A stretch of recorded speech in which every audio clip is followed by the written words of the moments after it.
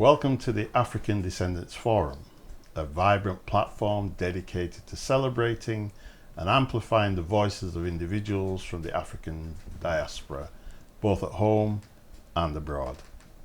I'm your host, Edwin Baker, and our guest today is poet and author Bolouebi Soloman. Raised in Nigeria and shaped by her early adulthood in England, she uses language to discover, redefine, and reveal herself. Bolouebi joins us today to talk about her memoir, All of Us, which explores what it means to reshape the emotional legacies we inherit and why our stories, however messy, are never truly separate. Bolouebi, thank you for joining us today. Thank you, Edwin, for having me. Pleasure to be here. Thank you. Just to sort of break the ice, do you want to tell us a little bit about yourself, where you're from? Yeah, talking about myself, when it's like putting someone in the spotlight to talk about, what are you about? You've introduced me correctly. I'm Bolouebi Soloman. I was born in Nigeria, and I grew up in, Nigeria up to my early adulthood. And then I left, and I came to the UK to be precise, because I haven't always lived in England. I lived in Northern Ireland. Okay. And and that also shaped me as well, living in Northern Ireland, getting to know my new environment, navigating different landscape from what I knew from growing up. Yes, so over the years I've been able to build a stable platform for myself and for my family, and previous experiences from home and here have shaped me, and I have basically I know that I would call myself an Anglo-Nigerian. Okay. And I am an Anglo-Nigerian mom because I am raising two British kids, and also I have the identity of Nigeria inside of me, so that makes me the Anglo-Nigerian mom, and also the future author of All of Us. Okay, I'm interested because you never told me before that you spent some time in Northern Ireland. I did, and I'm spend curious some time. to know what are the differences that you found living in Northern Ireland as opposed to here in Yorkshire. Northern Ireland, I would say, was my first home away from home. Okay. And I loved it because the people are different. The way they interact with you, although the weather is a bit nippy all the time and it rains a lot, but yes, they're very direct. But from the airport, they communicate with you straight away, and because I'm already used to that, growing up in a communal environment where everyone just interacts with you straight away, they don't need permission. So I was like, oh wow, this is interesting. I had to navigate the language. Okay. The language, trying to understand the accent and all that. But over time, I was there for 8 years, and that really grounded me. So coming here and also trying to build up a life in Yorkshire, the difference in Yorkshire, again, it's that getting to know the accent again. And the people, here are quite social as well. Not as much as in Belfast, but so I did enjoy it, and here as well, I had to open myself up to embrace my new environment, and I would say everyone have been quite, embracing to me. In our conversations and your book, you describe growing up in a communal setting in Nigeria. and you state that life was built on survival. Mm-hmm. Do you want to just expand? What do you mean by that? Well, survival for us wasn't, wasn't just about money. I mean, money was a big issue, but it wasn't just about money. We were all living in a shared space, a communal space that wasn't enough to go around. So when you have not enoughness, if I should say, in a communal space, there's always, we're all trying to grab what we can to survive. And that shapes most of the things we do, the way we interact with each other, and that molds us to become adults. It presents itself in different forms. You could get sick, and you don't have that access to go and get yourself into a hospital and get the right medical help. And then that becomes an issue because you need money in your pocket to access medical help. Okay. So all that, the constant mental, struggle to make sure that you live for today to get to the next day. Now, I know, like you've spoken about this surviving, and you've spoken about how your experience in Nigeria growing up there has shaped you and continues to shape you, even to today, and how it has impacted, almost driven you to where you are today in terms of creating this memoir. And I was really, really interested in how you came across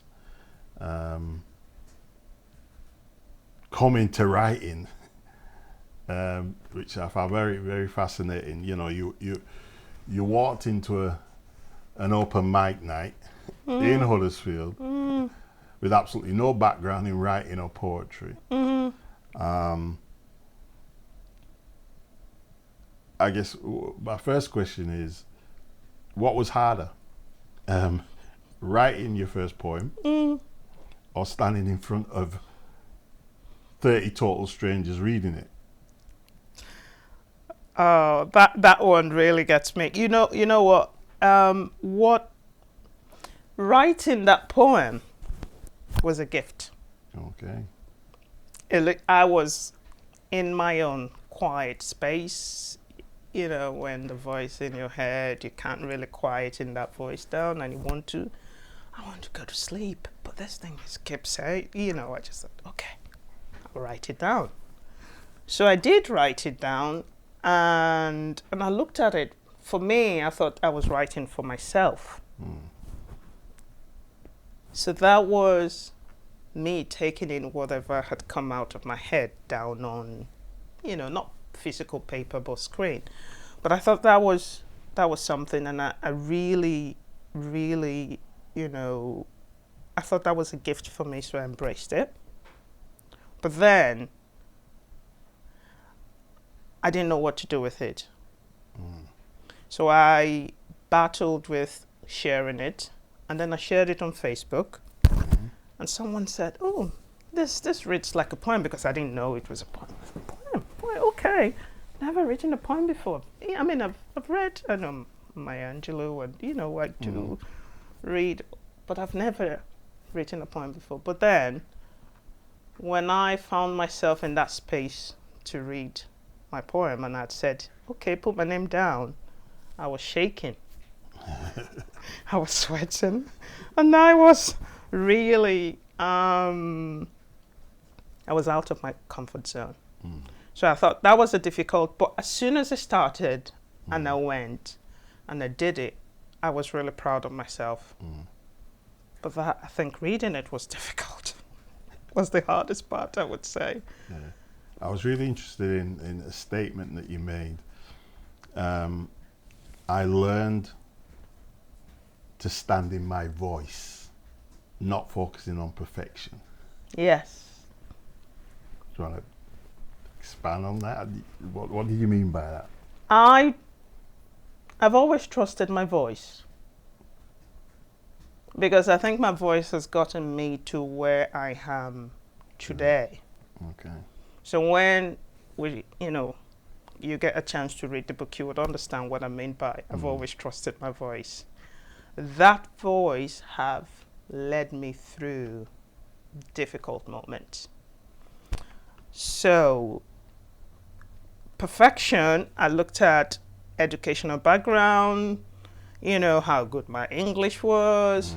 Can I talk and free, sit with you and have this is like I'm trying not to fall apart. Well, hopefully I'm not falling apart. But yes, so there are things that doubts in our head to say, okay, are you good enough to be in this space? But then I've gotten to that space where I said, okay, I need to trust that same voice because I know it's always worked for me. Okay. Yeah. You talk about emotional legacies. Yes. And the things that you carry. And is that one of the reasons why you just made a statement just there, am I good enough?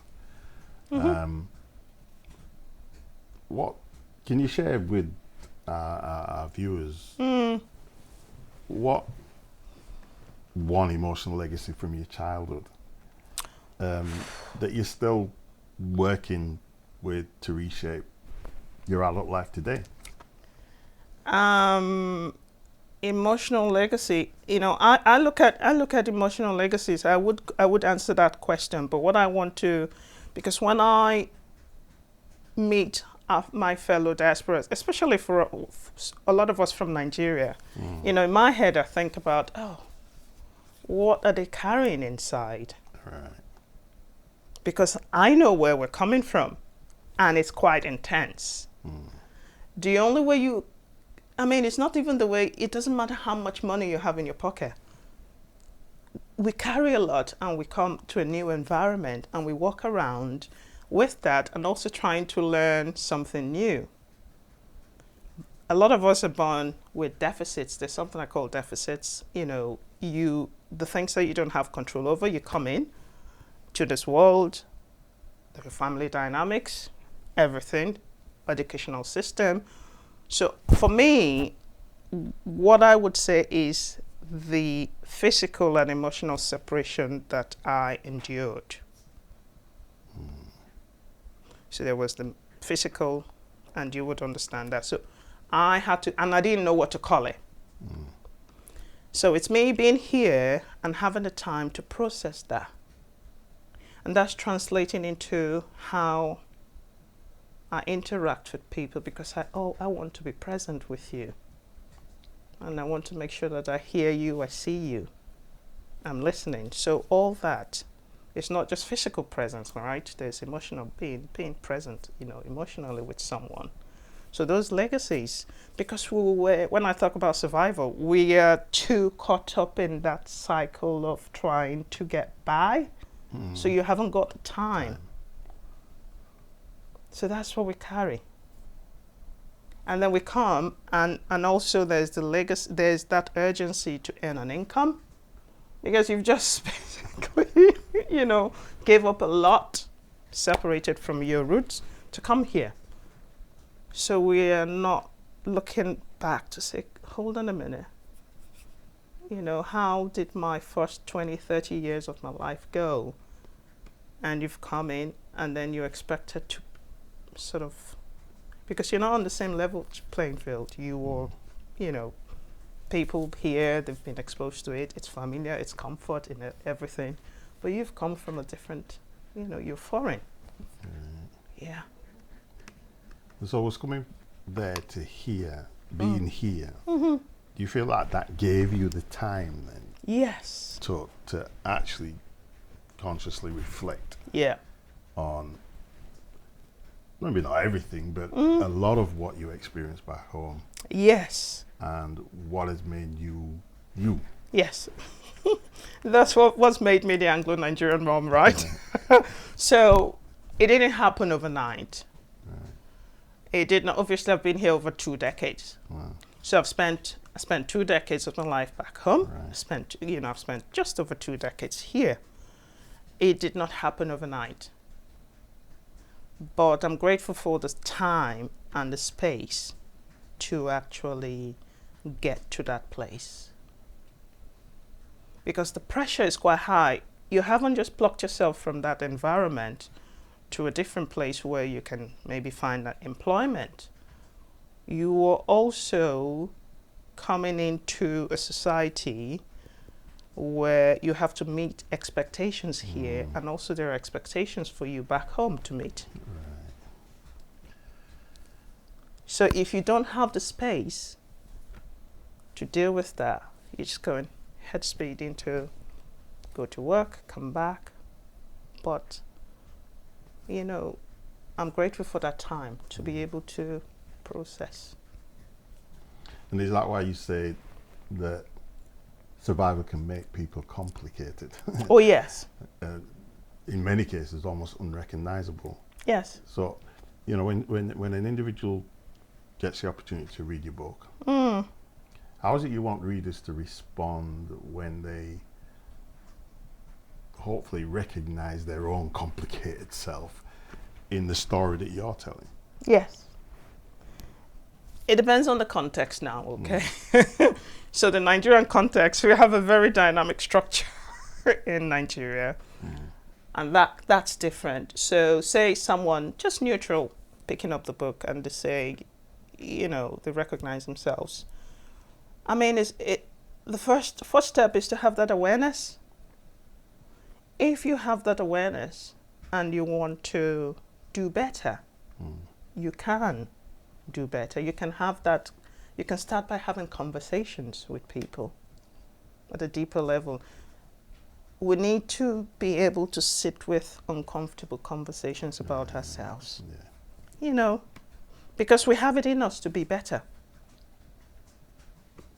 And it's just that having that awareness that, this is not the first time someone is writing a book, because memoirs are messy, right? When you're writing a memoir, you're opening up.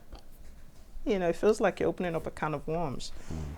But that is not my goal here. It's for us to be comfortable with, not comfortable, be willing to have those uncomfortable conversations, things that we've had to either do or endure to get through the other side.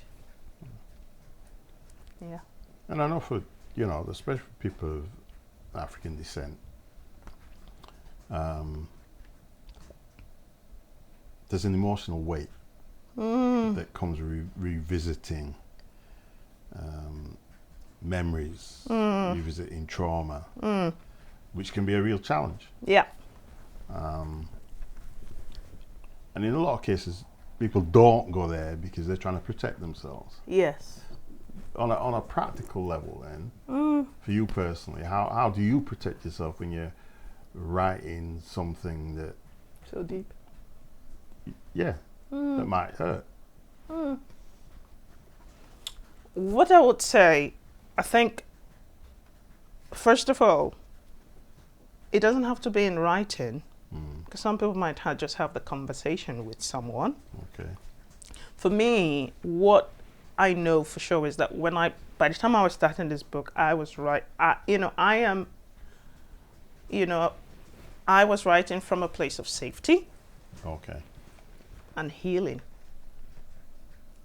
Safety, it depends on where you are.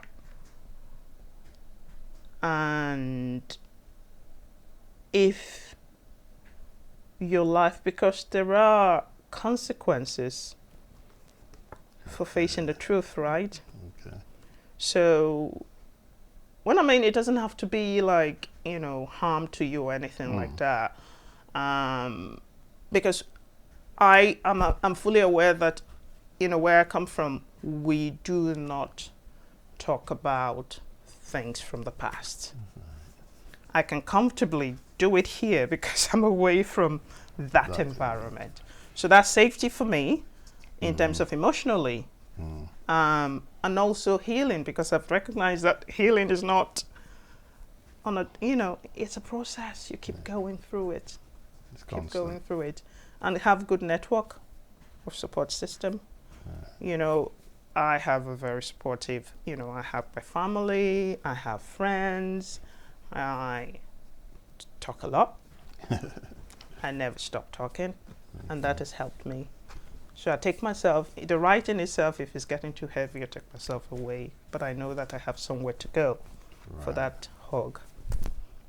Your book is not actually out just as yet, but when it is due soon. Where can an individual get a copy of your book? And also, I know you have a special event coming up soon, a couple of weeks. Do you want to tell our viewers about that event? Yep. So the event is coming up first, so I will talk about the event. The event is a storytelling event, all of us.